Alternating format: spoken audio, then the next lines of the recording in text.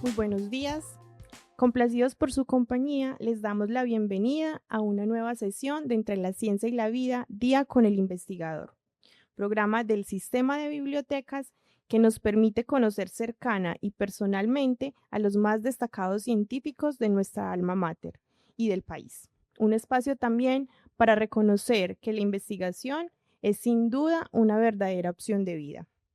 En esta ocasión, el diálogo se enriquece con la presencia de Germán David, odontólogo de la Universidad de Antioquia, investigador y docente universitario del grupo Biología Oral Avanzada de la Universidad de Antioquia. Aunque en un principio pensó en estudiar medicina, encontró su camino en la odontología, donde descubrió su pasión por la investigación, más que por la práctica clínica. Su trayectoria combina el rigor científico con una profunda curiosidad por entender los procesos biológicos y aportar al desarrollo del conocimiento desde la academia. El historiador Eduardo Domínguez Gómez, magíster en Historia y miembro de la Academia Antioqueña de Historia, será el encargado de entrevistar a David. Demos comienzo a esta conversación. Sean bienvenidos todos. Muchas gracias, joven, muy amable. A ustedes muchas gracias por asistir. Y al profe David Arboleda, hombre, muy querido arriesgarse a estas entrevistas, hombre, después de que dice que no le gusta, porque él es muy desordenado e irresponsable. ¿Cómo así? Pues de esas cosas de la no linealidad de la vida, siempre me dio muy mal con los protocolos, Ajá. entonces sí tenía como susto en una entrevista porque no respondo la pregunta que me están haciendo, me adelanto tres y después me devuelvo, entonces se vuelve bastante difícil. No, muchas gracias quiero decir esto comenzando y más que decir como un reconocimiento. Más cerca, ahí ya está, ¿sí ven? Dale. Más que un reconocimiento es poder contar así, ok, es primera o segunda vez. Bueno, creo que contar una historia, que le den la oportunidad a uno dentro de la universidad, después de tantos años, contar una historia y que alguien la quiera escuchar. Entonces yo creo que eso es lo más interesante y lo más bonito de estar acá y de esta invitación. Claro, y el propósito que hemos tenido desde hace ya pues muchos años es que el estudiantado que llega a la universidad pierda el miedo de meterse a investigar, que no crea que la investigación es para gente excepcional, que es, pues, o tiene dotes intelectuales completamente distintas. No, hemos tenido por ahí unos 75, 80 personajes desde el 2013 y todos han ido demostrando cómo desde su sencillez y cotidianidad se han venido involucrando en la investigación. Entonces, magnífico. No, pues a nosotros nos alegra mucho, hombre, que no hubiéramos perdido la oportunidad de tener aquí un odontólogo. Es el primero de los 80 que han llegado, de los 80 investigadores. Y no de los más famosos, porque si tengo una reputación yo en la facultad de odontología, es como de no querer mucho la odontología. Pero yo creo que eso ha sido una motivación grande de querer cambiarla, Ajá. ¿cierto? En esto de la investigación. Bueno, y odontología fue prácticamente un accidente porque vos te presentaste a medicina, pero la medicina era porque que te gustaba desde chiquito o sería porque a la mamá le gustaba que hubiera querido ser médica. Sí, definitivamente fue escuchar a mi mamá que ella quería ser médico toda la vida. Mm. Hay algo con lo que uno sí nace y es con ese estómago para de ciertos olores, de ciertas cosas que uno ve en medicina que mi mamá lo tiene naturalmente y yo se lo heredé. Entonces, no escrupuloso, no otras cosas. Entonces yo decía, yo sirvo para el área de la salud. Ajá. Pero en realidad hay una cosa que yo tenía algo por dentro. Yo le contaba a Erika en el momento pues como que ella me estaba como preparando para esta conversación. Y era que yo tenía 7 años, esto me gusta, el que me conozca ha escuchado esto siempre. Ajá. Yo tenía 7 años, en ese momento estaba Cosmos de Carl Sagan Correcto.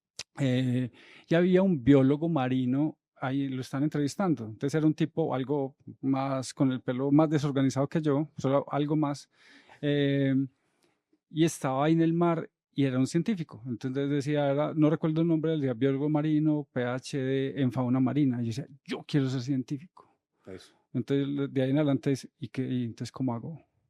¿Cierto? Entonces, fue como algo que quedó así, después lo de la mamá de la medicina, entonces yo me presento a medicina, en otra universidad, me presento a medicina en la de Antioquia, y segunda opción, odontología. Y esto es una infidencia que quede grabada. Mi papá me dijo, es más barata la de Antioquia que la otra. Usted verá, si entra la más barata, hacemos algo. Y yo, Pública que la privada. vamos por la de Antioquia. Eso. Pero entonces entraste aquí es por barata. No, en realidad también tengo una cuestión más significativa.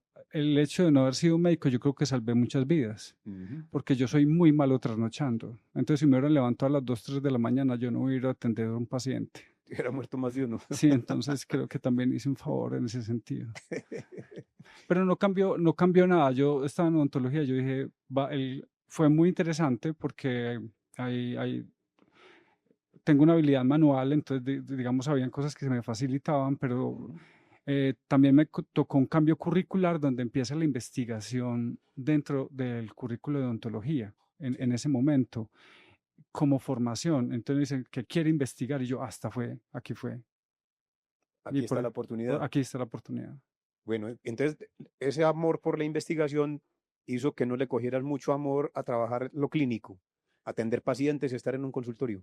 Yo creo que eso también está por dentro y es una cuestión de personalidad o uno lo tiene. Yo estoy de acuerdo con lo que usted decía de que no es de dotes, no es de una inteligencia especial. Puedo hablar tal vez de talentos, porque yo trabajaba con un compañero, o sea, que hicimos como lo que sería un trabajo para un curso, o sea, un trabajo de grado en investigación, y empezamos un trabajo en inmunología. A los dos nos gustaba mucho la inmunología.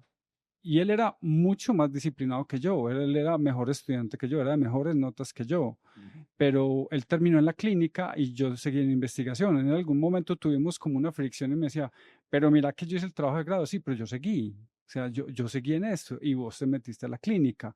Y él pues ya lleva muchos años trabajando en la clínica, entonces ya empieza como ese quehacer a pasarle como un peaje. Pero él era contento haciéndolo y yo era contento haciendo lo que yo estaba haciendo. Entonces, él casi que él fue el que me invitó a hacer el trabajo, me llevó casi que en los hombros en ese trabajo, pero yo fui el que seguí. Yo dije, no, esto me gusta, esto de verdad me gusta. Entonces, sí, yo creo que es algo que uno lo lleva por dentro. Claro. Entonces, ¿terminaste en qué año la odontología? Yo me gradué en el 2000. En el 2000. En el 2000. Y yo me gradué en agosto del 2000 y en enero estaba en un avión cruzando el Atlántico. ¿Por qué a Francia? Me dices que tenían nexos con el idioma o con el país. Desde mi abuela materna, pues siempre ha habido un relacionamiento bastante cercano con gente en Europa. Ella tuvo un tío que era médico formado en Suiza. Entonces, desde pequeños, además pues, de esa parte antioqueña de que lo francés siempre atravesaba todo, pero aquí particularmente siempre hubo muchos extranjeros llegando a la familia y teníamos familia francesa. Entonces, para mí era normal pensar en ir allá, conocerlos, estar con ellos, más que irme, por ejemplo, para Norteamérica. ¿Y los franceses habían venido aquí a Colombia? Ellos venían de paseo, era de paseo, o sea, hubo familia que fue a estudiar, regresó, hay otros que nacieron allá y allá están. Correcto. Pero era como un paso normal de ir allá. Entonces la adaptación a la universidad fue más o menos sencilla.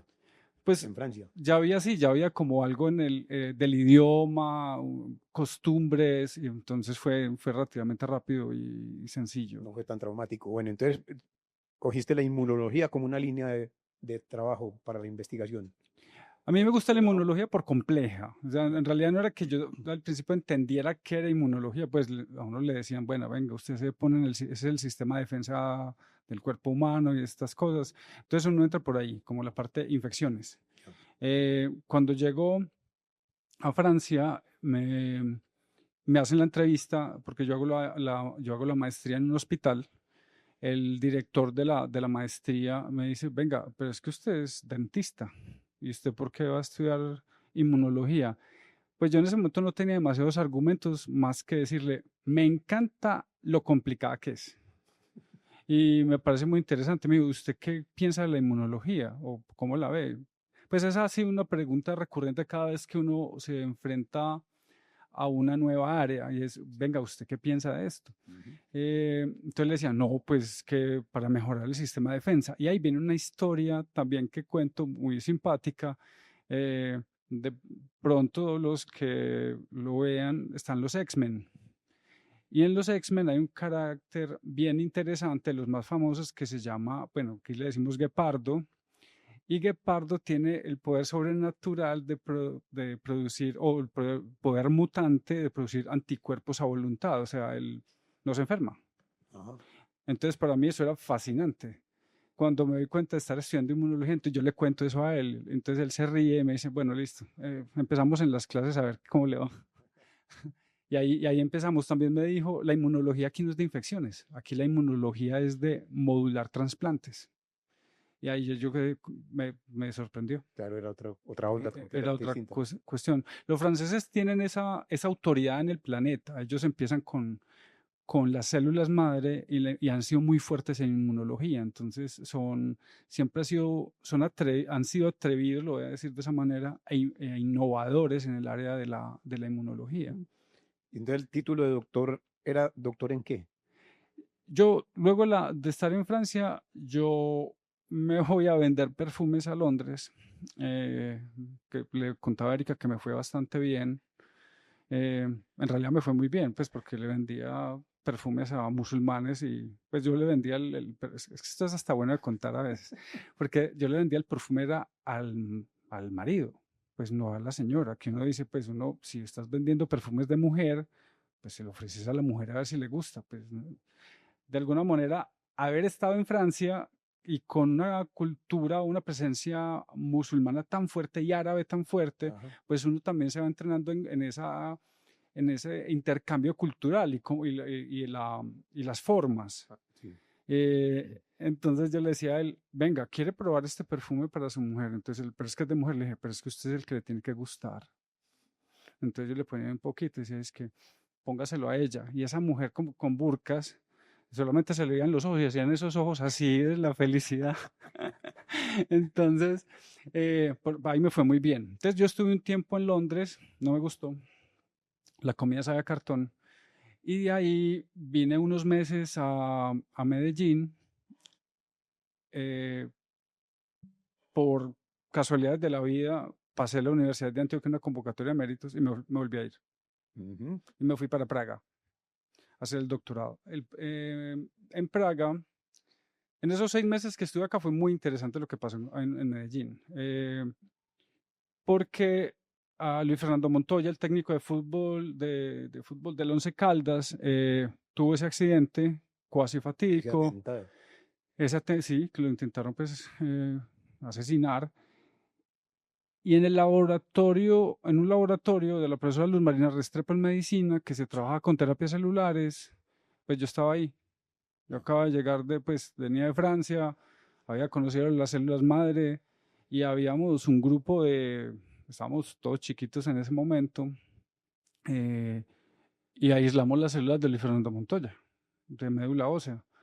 Una cuestión que varias personas bastante reputadas de Bogotá dijeron, eso es brujería, no lo hagan. Igual aislamos esas células de médula ósea, se le aplicaron a Luis Fernando Montoya.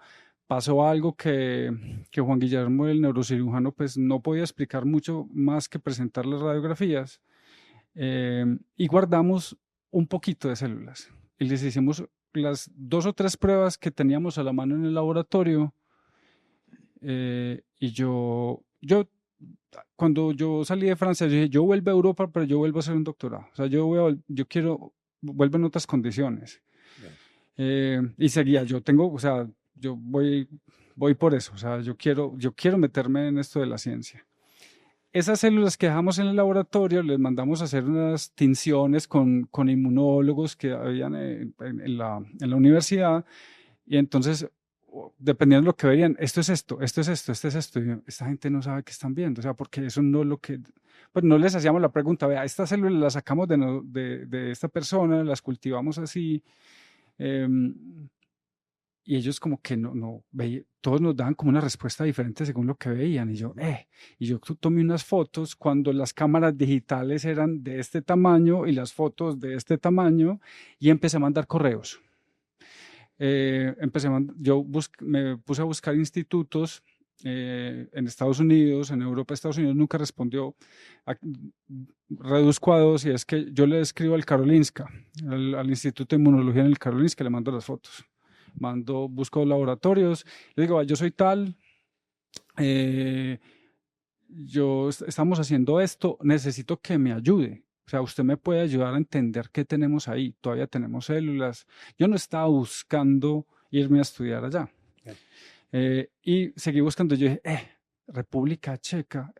Yo siempre dije, eso es muy exótico. O sea, no pude llegar. Yo voy a Rusia, no. Entonces yo dije, pero República Checa sí.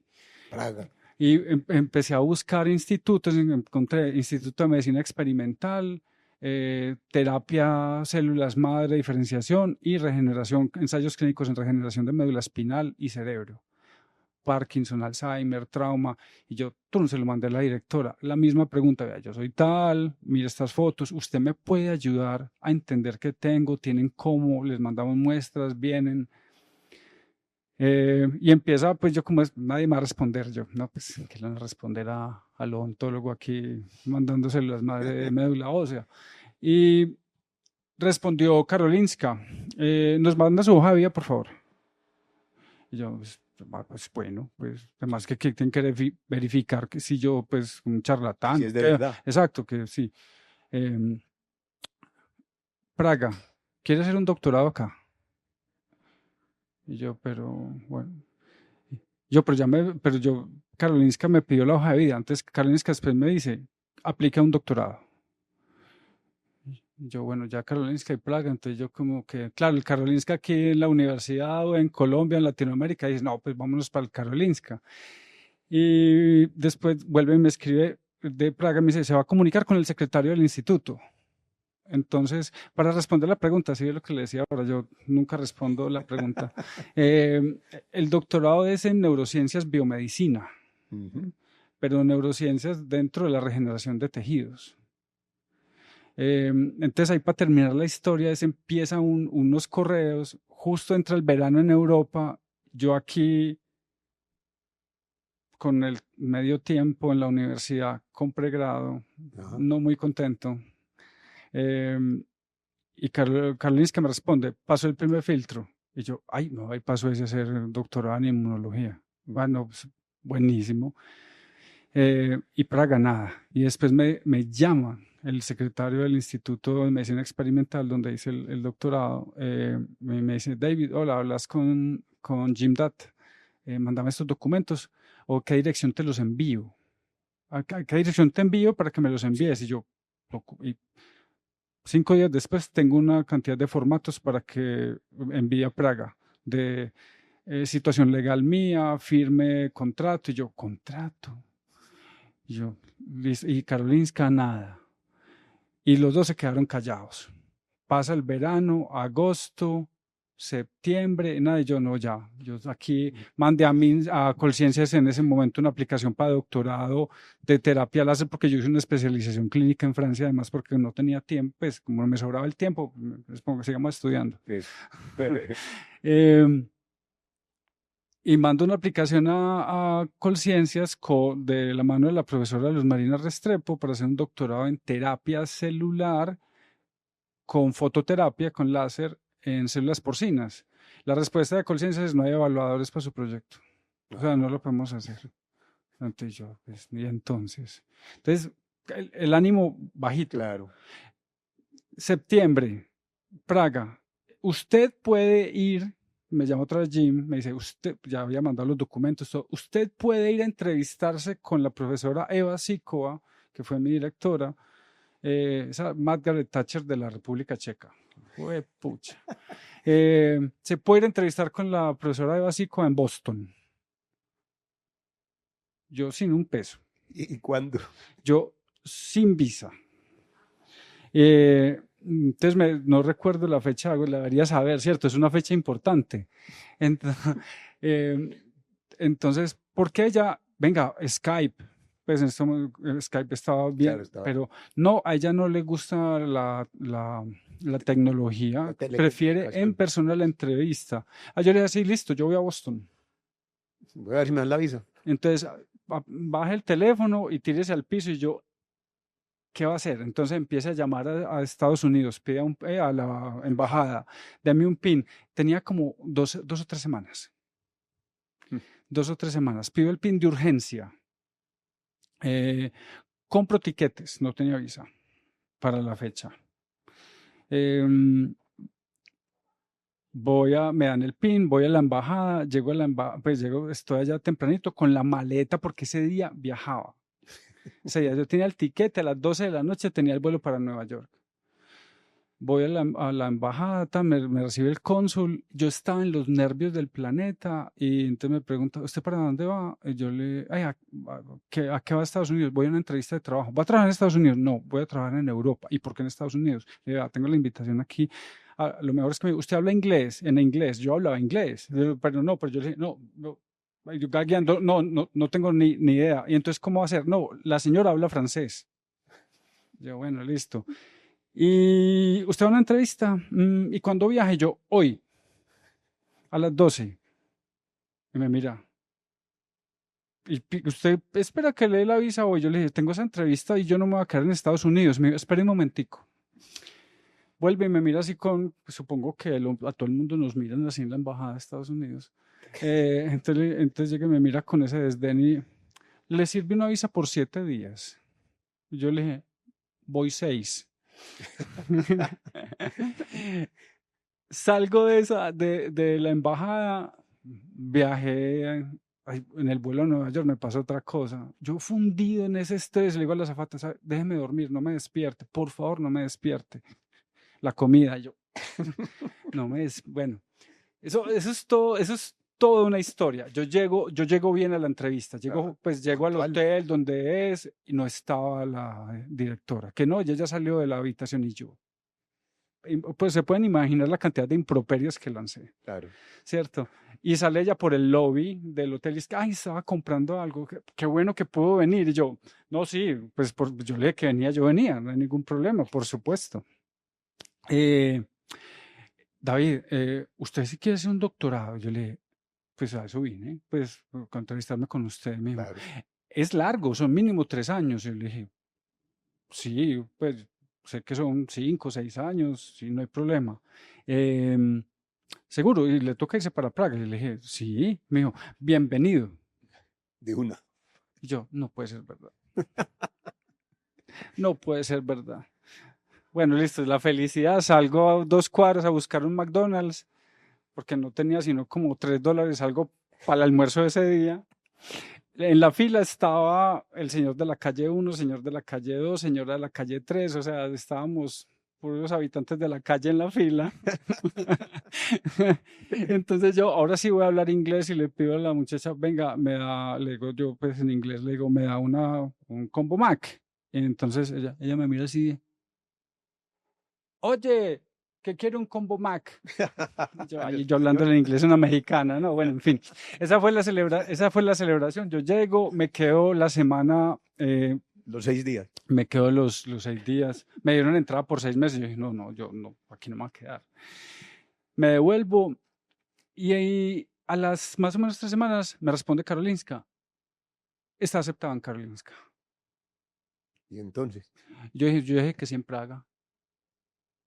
Y Praga es más exótico que Karolinska. Y casi que esa fue mi decisión. O sea, mi decisión sí fue de tanto esfuerzo de buscar Praga, lo raro de Praga. Ajá. Yo dije, no, yo me voy para Praga. Pues tal vez no tenga la hoja de vida del Karolinska, ni vaya a tener la reputación del Karolinska, pero yo me fui para Praga. Fue una muy buena decisión, porque en Praga yo tuve contrato laboral. Correcto. Encuentro que yo soy empleado científico y en paralelo voy y me matriculo en el doctorado en la universidad, ¿cierto? Entonces, yo hago el doctorado en la Universidad Carlos de Praga, pero yo soy empleado del Instituto de Medicina Experimental. Correcto. de la República Checa, que trabajaba con el Instituto de Medicina Clínica. Entonces, es un mundo muy extraño porque es una mezcla entre Asia y Occidente, Sí. y una forma de ver la medicina entre Asia y Occidente. Ujú. Entonces, también otra cosa interesante es que si yo me hubiera ido para un instituto o una universidad más tradicional como la nuestra, que yo entro y pago o entro a tener un título, entonces yo tengo un tutor o un grupo que me dice qué hacer. Donde yo hice el doctorado es bajo el sistema alemán, y cuando ya llego, me dice, yo tenía 3 personas que me dirigían. Yo tenía la supervisora, que era Eva Sikova, que era como toda la cuestión política, administrativa, la cara visible de todos los doctorados del instituto. Tenía una cotutora que se llama Pavla Yendelova. Era mi cotutora quien se encargaba como la dirección técnica, mejor dicho, tenía ese gerente, subgerente y tenía un mentor. Y el mentor era Takashi Memori, un japonés. Ajá. Ese yo le digo, es mi sensei. Y él me enseñó a trabajar como un japonés. Ajá. Y uno se imagina que los japoneses, o sea, hablas del sobretrabajo de los japoneses. Yo creo que Takashi me hizo un daño, y es la forma de trabajar de él, o sea, fue que funcionaba. Y aquí no funciona. ¿Y por qué? Primero Eva Sikova me dice, Pablo le va a decir qué hacer. Usted ya está aquí, usted me responde en las reuniones que yo lo cito cuando yo esté. Punto. Correcto. O sea, hablamos cada 2 o 3 meses en las reuniones. No Un más. cuartico de hora. Adiós. Yo le pregunto, no hay más. Listo. Paula me dice, mira, vos vas a entrar a este programa. Yo entré al programa FP7 de Desarrollo Europeo, en un programa de un consorcio Rescue. Rescue era de células madre, terapia de células madre adultas, mesenquimales. Mi foco estuvo en las células adiposas, grasa, Gracias. para diferenciación a progenitores neuronales, para regenerar médula espinal y cerebro. Entonces me dicen, ve, vos vas a reemplazar a este eslovaco. Él llegó hasta este punto, él ya se devolvió, él tiene 17 artículos y dejó estas fotos. Vos seguís el proyecto de él. Takashi. David, entonces, los lunes son para tomar café y para leer. Los lunes preparamos la semana. Ujú. Los martes yo tengo microcirugía. Él era oftalmólogo. Sí. Era veterinario, oftalmólogo. Su especialización era oftalmólogo y su doctorado era en neurociencias. Ya. Entonces me dice, los martes tengo microcirugía, los jueves programo microcirugía, los miércoles hago experimentos con células y el viernes me voy a mediodía porque mi familia vive en otra ciudad, yo los amo mucho y me voy. Usted es el estudiante de doctorado. Entonces, lunes hablamos, discutimos de política, hablamos Ajá. y leemos. No nos vamos a poner a trabajar y a matarnos en el trabajo el lunes. Programamos el martes. Si yo tengo microcirugía y tú tienes microcirugía, entonces vamos y trabajamos hasta que terminemos. Programamos lo que seamos capaces de hacer en el día. Miércoles células, jueves microcirugía, viernes tú trabajas, tú eres el estudiante de doctorado. Si estoy a las 12 del día, luego de mediodía, no me preguntes nada. Ujú. Pablo Yendelova. Si me dice, usted sabe más que yo de células, yo no sé nada de células. Eso es algo también interesante en ese relacionamiento, que uno espera que los tutores, los profesores, que porque tiene un PhD Sean los sepan que de sepan. todo. Claro. Entonces yo a veces digo, es muy gerencial, eso sí, por eso digo que no funciona a veces acá, y es que el profesor a veces se carga acá con tantas cosas que tiene que ser uno omnipotente en el conocimiento, saber de todo, y los estudiantes reclaman eso. Es el nivel de trabajo allá. Ujú. Yo tengo la supervisora que se encarga de la parte política y administrativa. Ujú. Paula no se encarga de la parte política administrativa, toca una parte administrativa académica, y Takashi se encarga netamente de la parte técnica, pero todos me dicen, usted está aquí haciendo un doctorado porque usted mostró que sabía cultivar células. Demuéstrelo. Claro. O sea, vaya y trabaje. O sea, nosotros no tenemos nada que enseñarle. Doctorado es el suyo. No tenemos nada que enseñarle, resuélvase sus problemas. Así funciona en muchos institutos alemanes. Es decir, usted necesita una materia, vaya y búsquela. Necesita un curso, vaya y búsquelo. Entonces uno se vuelve muy autogestor de sus cosas. Claro, no tengo una cabeza supremamente brillante, muy famosa, que dice, vámonos por aquí, vámonos por allá. Lo dejan a uno solo. Pero cuando uno viene de Medellín o de Colombia, y uno le toca resolver cosas, uno es muy creativo. Voy a citar a un profe por allá que trabaja en la UPB, que trabaja con energía, y él dice, o sea, es que esta mezcla, nosotros somos de grises, somos muy creativos, o sea, nosotros nos desenvolvemos o buscamos soluciones donde lo tengamos que hacer. Entonces, yo llego con la mentalidad de que tengo poca plata para investigación, tengo que optimizar y pues aunque yo digo, yo no hablo mucho, escúchenme. Entonces, también descubro otra cosa más interesante. ¿Cuál es el salón de clase en un doctorado? La máquina de café al lado del restaurante. Y el café se vuelve donde conozco italianos haciendo esto. Conozco una realidad política muy dura de la ciencia también allá, ¿cierto? Cómo la diáspora italiana se disuelve por modificaciones de leyes.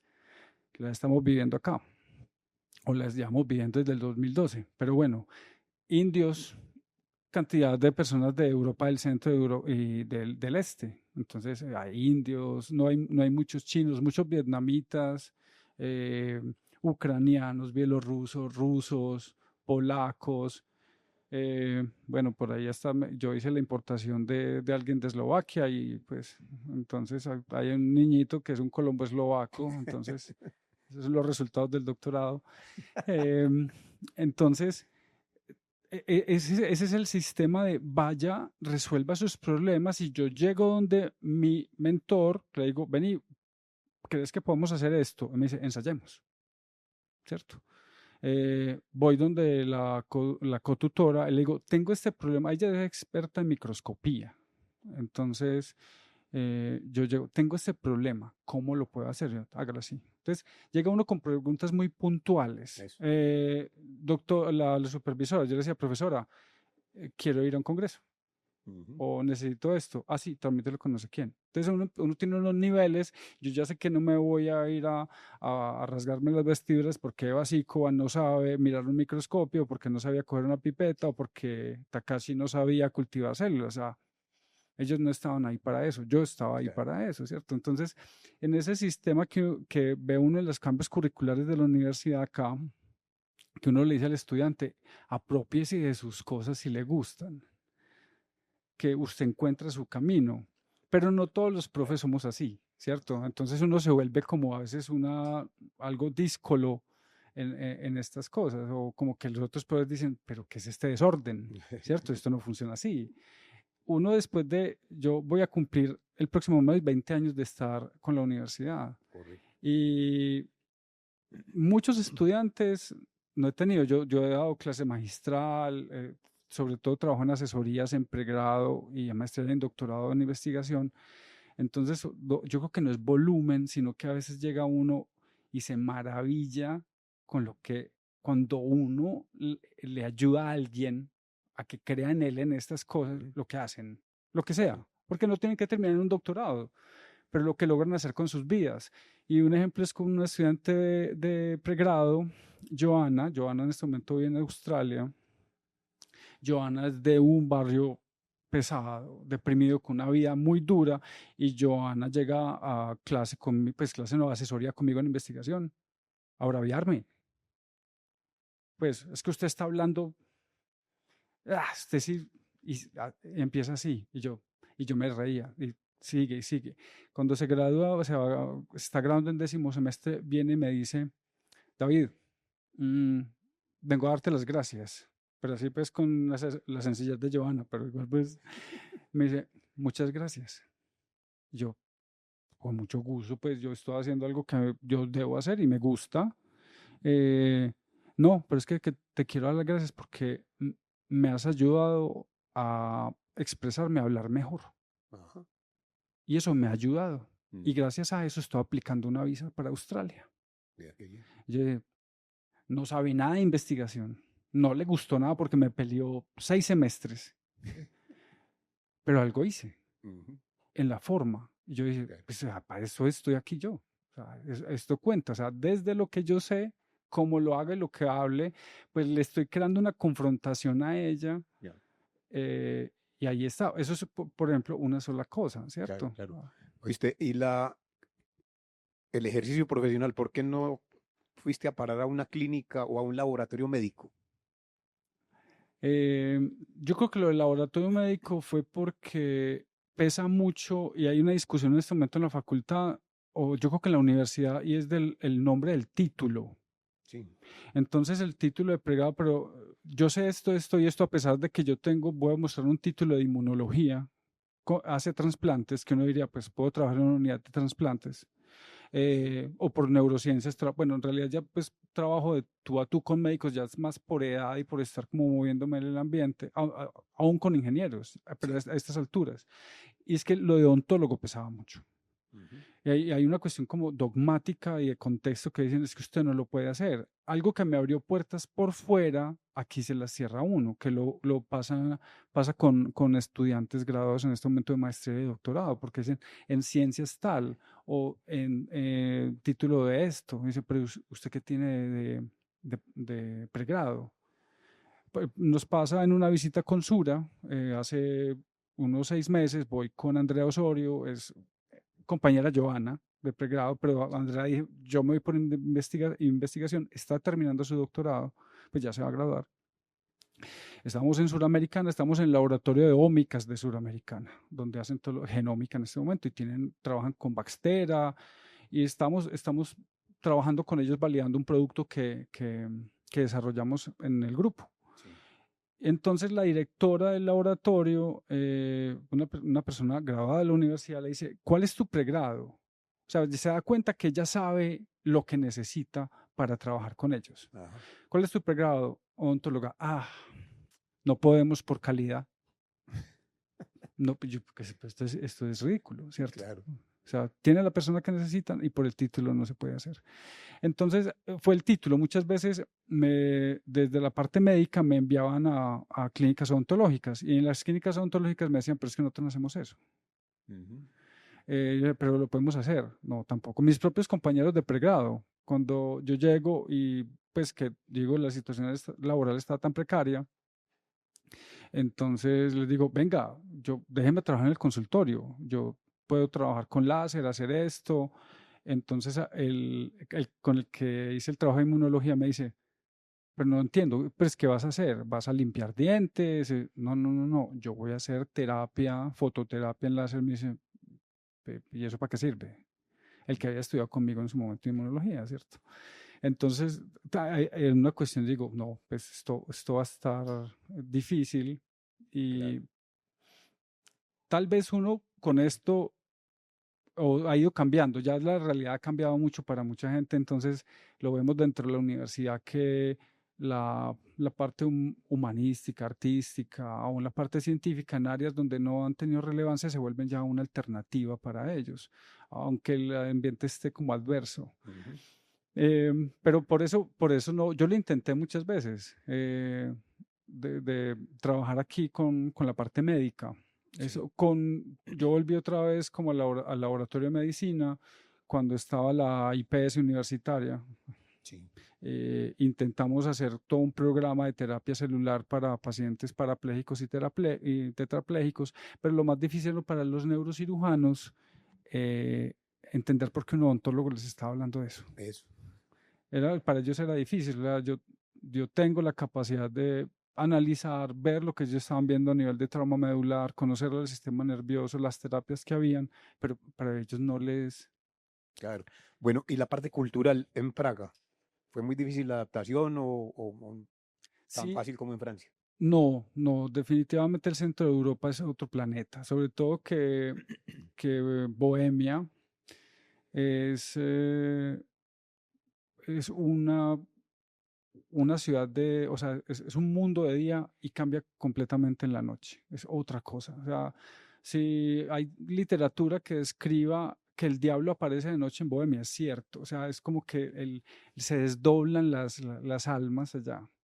Entonces esa parte se vuelve muy difícil porque yo llego al instituto y para que alguien me diga buenos días, se demoraron 6 meses.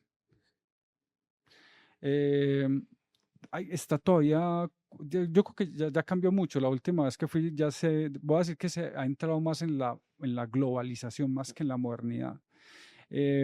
Y estaba muy atravesado por todo ese problema del socialismo extremo, comunismo que hubo. Entonces, yo salía a almorzar, había una cantina, pues como un restaurante de la academia, y nadie se miraba. Pues, y si hay algo bien latino, es uno sentarse a almorzar y hablar, Hablar, ¿cierto? una tertulia. ¿Y con quién? Y todos se sentaban así, me voy a bajar. Entonces, todos comen así, se bajan mirando el plato, codos hacia adentro, como no invadir el espacio del otro, y era muy común eso. Entonces, y nosotros como que somos más abiertos, comiendo, y era rápido, o sea. Entonces esa parte al principio fue muy difícil. También me di cuenta que era una capital. Pues luego me lo decían mis otros compañeros checos de pueblos. Los pueblos son pueblos, o sea, la gente es más familiar, más abierta, más curiosa por otras personalidades. No deja de ser una sociedad germano-eslava bastante parca y cerrada, ¿cierto? En la medida que uno va hacia el sur, más hacia los eslavos, son más familiares, más conviviales, muy racistas, muy racistas. O sea, ustedes me pueden ver aquí con piel blanca, pero para ellos yo era definitivamente afrodescendiente. otra cosa, sí, yo era de otra especie en muchas ocasiones. Entonces eso se vuelve difícil para vivir allá. Yo no sé y ahí viene una cuestión con lo de la ciencia o la investigación, es que uno en la investigación, al que le guste la frustración y le guste fallar, le gusta la investigación. Porque eso sí es una cuestión de personalidad, de estar ensayando, el no, ensayar, no. Entonces uno como que se vuelve masoquista. Entonces se adapta, uno termina adaptándose a todo en eso. Pero sí fue muy difícil, es mucho más fácil y más amena la parte social. Culturalmente, la arquitectura, la música, o sea, hay una cosa que uno dice, yo creo que Medellín en eso ha mejorado bastante. Pero uno ir a un concierto de ópera, uno ir a la ópera por 20.000 pesos y tener cantantes excelentes de ópera, eso no lo cambio no por nadie. Y uno dice, entonces, yo me iba a tomar champaña, entonces si me están mirando con alguien me va a escuchar menos, entonces se va a tomar champaña si me valía 5.000 pesos. Entonces, si era mejor porque era bohemio. Entonces uno dice, esto es impensable o en una Francia, en una Alemania y aún pues más lejos en Colombia, si a uno le gusta. Pero la oferta cultural es muy grande, o sea, esos son bares, música en vivo. Entonces uno dice que el doctorado es para uno, el doctorado no le sirve a nadie más que a uno, y aprende uno más desde la persona y desde la cultura que desde la ciencia. Porque, como decía un indio, Anirban, que él trabajaba en el Instituto Nacional de Investigación Francesa y se fue para Praga, allá lo conocí en el instituto. Él dice, uno hace un doctorado para tener una licencia para hacer investigación, no es que sepa. Aquí empieza. Claro, es que eso es investigar. Entonces yo todavía quisiera ser científico cuando grande. Pero hablaste de un tío que te ayudó a salir, pues a aprender haciendo. ¿Por qué derivaste en investigación científica? Yo he pensado mucho en Nando, se llama Luis Hernando. Nando fue como mi papá en la vida. Nando es un empírico. Él terminó su bachillerato, aprendió a ser contador, trabajó en el Banco Industrial Colombiano, después fue tesorero de un almacén del Éxito, con el bachillerato, cuando eso todavía se podía, ¿cierto? Ya por normas de calidad ISO y otras cosas, pues eso ya es imposible en estos días. pero siempre lo he descrito como un empírico, un tipo pues muy analítico. Entonces la frase de él es: el sentido común es el menos común de los sentidos. Entonces eso me lo decía cada vez y me dolía como en los oídos. Pero entonces él me enseñó a manejar las herramientas. Eso lo aprendí de él, eso yo en la investigación creo que funciona muy bien. Y es que él nunca me limitó, me regañaba, porque él tenía herramienta de carpintería, clavos, tenía alguna madera, luego le gustaba mucho la mecánica automotriz, entonces tenía tornillos, tuercas, destornilladores, un montón de cosas, y yo hacía daños, estaba aprendiendo.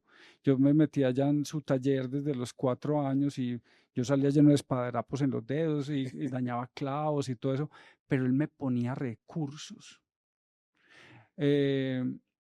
Y me dejaba aprender y me enseñaba. Me decía, pilas, él no me decía, no hagas eso, sino iba y me enseñaba. No censuraba, sino que daba Sí, guía. es muy simpático porque es un tipo muy huraño. O sea, a él le gustan mucho sus sobrinos y todo, pues ya estoy viejo, él ya es un hombre de edad y todo, todavía está vivo. Pero ponía recursos, pero enseñaba todo. Alguien muy curioso: ve, voy a aprender esto. Y se iba y conseguía libros y revistas de esas cosas. Y muy metódico, Sí. el método. Entonces él, por ejemplo, en los carros de carburador, él sacaba un carro de carburador, no le daba susto si nunca lo había tocado, y él ponía un papel, un lapicero, y empezaba a dibujar. Desarmaba, dibujaba, desarmaba, dibujaba, y volvía y lo armaba. Entonces, cuando él desarmaba, se daba cuenta que faltaba, y cuando volvía a armar sabía que tenía que reparar. Y era muy bueno haciendo esas cosas. Y eso entonces yo me ponía ahí y me decía, siempre tenía un esquema, siempre tenía un esquema. Ajá.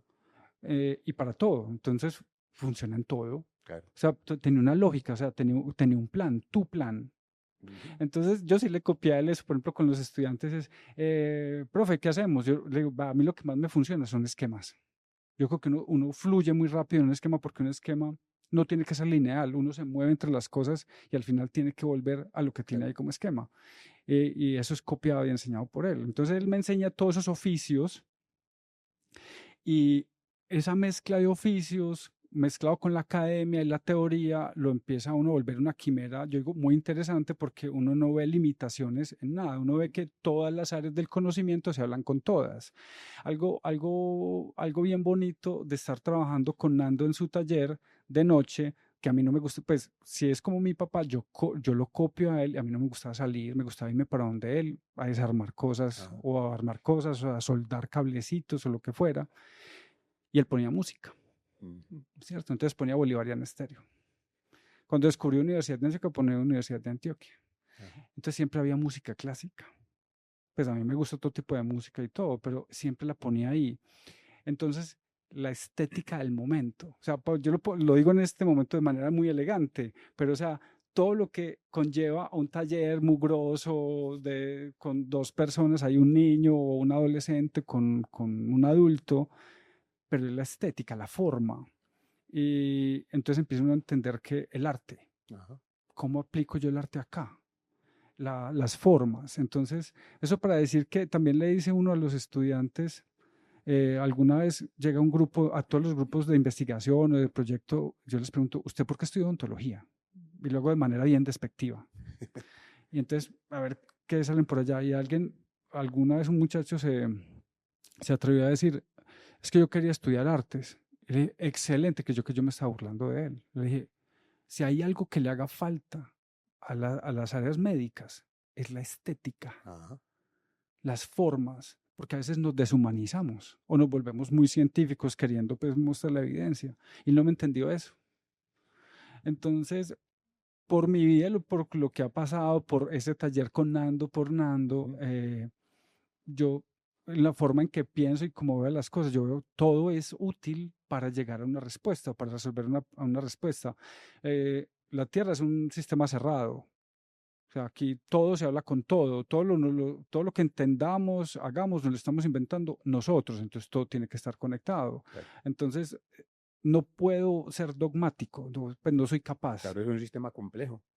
no soy capaz. O sea, luego de salir de acá, yo salgo otra persona, ¿cierto? De estar hablando acá.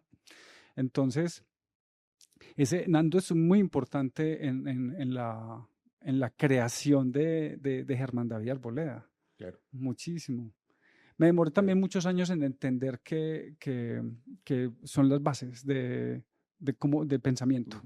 Bueno, y hay una intervención tuya aquí cuando te estaba entrevistando Erika María, que decías que te habías desengañado de la ciencia porque descubriste que la investigación es un negocio personal, más que una tarea altruista y genuina, pues. Entonces yo les contaba que estaba en el programa Rescue, programa de desarrollo número 7 de la Comunidad Europea.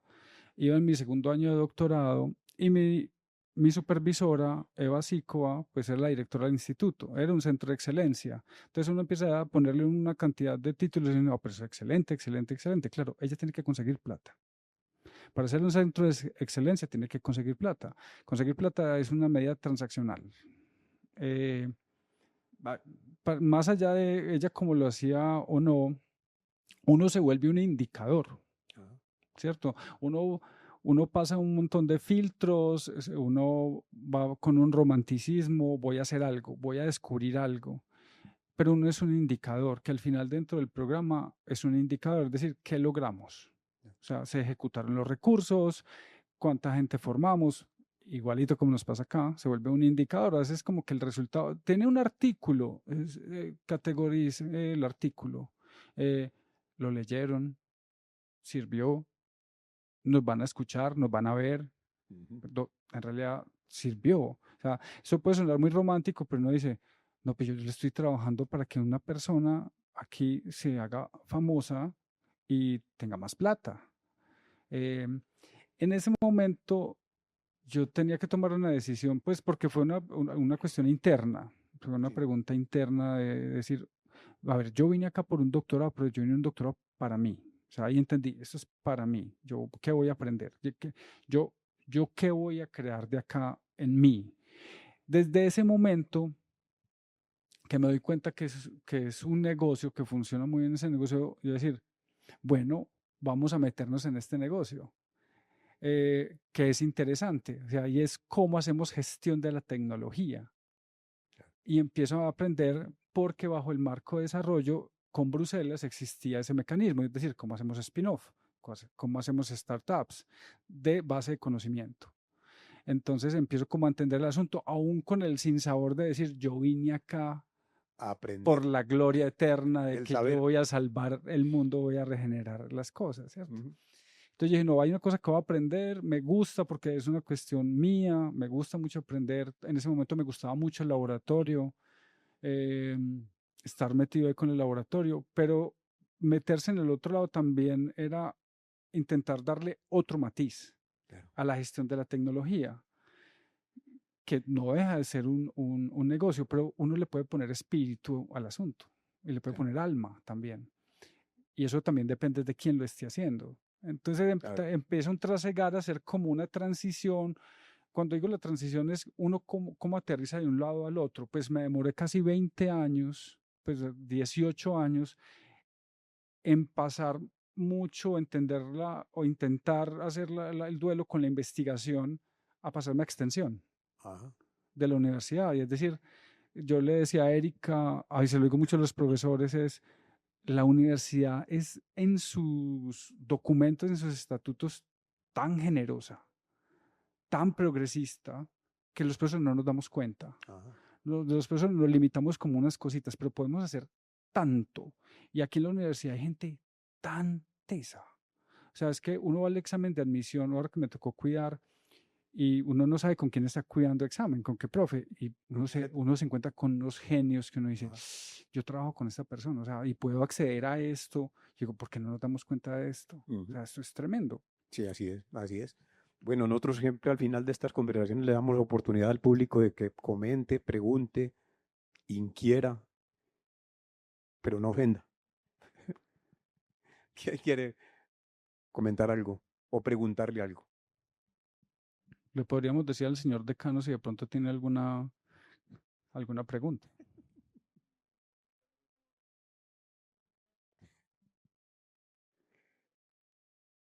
Bueno, muy bien, hablemos de tus publicaciones. ¿Qué has logrado hacer después de que ya terminaste el doctorado, te vinculaste a la universidad? Bueno, yo no he sido un publicador. Hay algo también que sale de Takashi Memori, el perfeccionismo japonés. Es decir, yo no voy a hacer una publicación o no voy a publicar algo de lo que yo no estoy totalmente seguro que funcionó. Entonces, Takashi es una persona de publicar un artículo cada 4 años, pero son indicadores muy diferentes a lo que hacemos. Aquí es difícil, aquí hay mecanismos, hay dinámicas, hay personas que lo hacen muy bien de escribir. Yo no soy una persona que se le dé escribir, al menos de la parte científica. Pero creo que de algo también que le aprendí a un profesor con el que trabajé, que fue un trabajo muy interesante que hicimos, que se va a demorar muchos años en salir, porque todavía está en discusión si se va a proponer o no, y era proponer la oxitocina, por ejemplo, pues para hablar de publicaciones. ¿Cuánto se puede demorar en cambiar que la oxitocina se vuelve un neurotransmisor? ¿Cierto? Teníamos la evidencia en animales con un grupo japonés, lo pusimos, se mandó los primeros resultados, se repitieron muchos resultados en paralelo a lo que se estaba haciendo. Eso, yo terminé el doctorado en el 2012, eso todavía se está discutiendo si se puede o no publicar del impacto de eso, porque cambia la fisiología, ¿cierto? No es que yo lo haya descubierto, pero sí estábamos en un grupo grande que empieza a reevaluar, por ejemplo, una molécula como la oxitocina. Entonces, algo que me dice este indio con el que trabajaba yo es, lo importante es mostrar una progresión, pero para usted, o sea, muestre y también muéstrele a con quien está interactuando que hay una progresión en su trabajo. No tiene que ser más profunda, pero que si hay progresión. No muestre que está produciendo por producir, porque eso en realidad está hablando mal de usted como científico. Entonces, yo he mostrado como una progresión de lo que ha pasado con las células madre, lo que trabajo con células madre, después trabajar con los biomateriales, entran bien lo de los materiales, para luego entrar como áreas más del análisis de por qué están funcionando esas cosas, ¿cierto? Y pues ahí como que paré por una cuestión de tenemos que publicar por publicar. Hay cosas que hay que publicarlas porque son compromisos adquiridos, pues con proyectos y con estudiantes porque lo necesitan más ellos a veces que el profesor. Pero ya yo creo que hay algo que debemos hacer o que yo quiero hacer y es uno, meternos más en la divulgación científica, o sea, que tenga más impacto con la gente, que entienda de qué estamos hablando, qué podemos hacer. Porque también me interesa la parte de la extensión, ¿cierto? Del empresarismo, del emprendimiento. Sí. Me interesa más eso. Y ahí la publicación científica no tiene peso, porque no lo entienden. Correcto. Entonces debe ser muy divulgativa y abierta. Claro. Contribuir a la apropiación social del conocimiento. Para que haya un impacto social y crear pues capital humano, hacer tejido social y esas cosas. Claro, que yo creo que ese es el punto.